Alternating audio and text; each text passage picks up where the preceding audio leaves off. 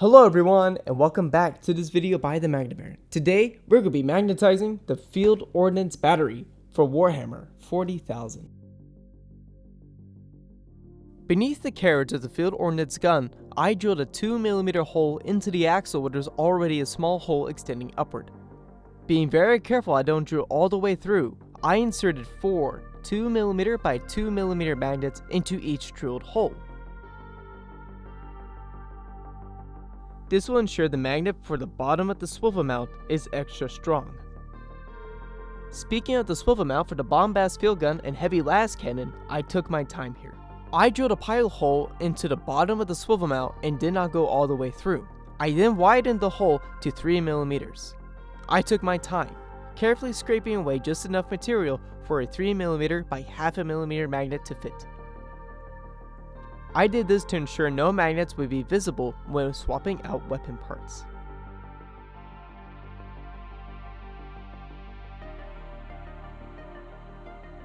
I moved on to the Magnetize rocket battery.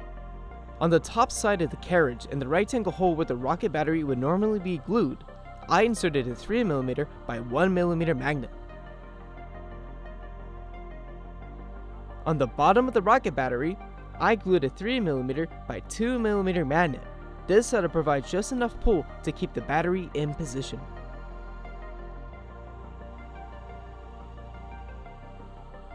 And lastly, I did the blast shields.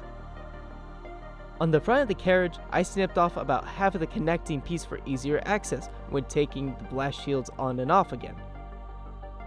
On the front of the weapon carriage, I drilled a 2mm hole on both sides where the blast shields would connect, and then I glued a 2mm by 1mm magnet into the chassis. To match this, I drilled into the blast shield with a 2mm bit and glued a 2mm by 1mm magnet into the holes.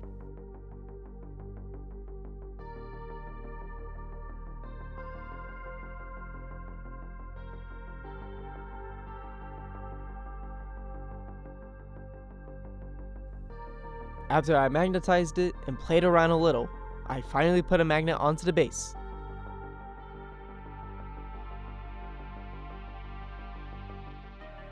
And I think it's done.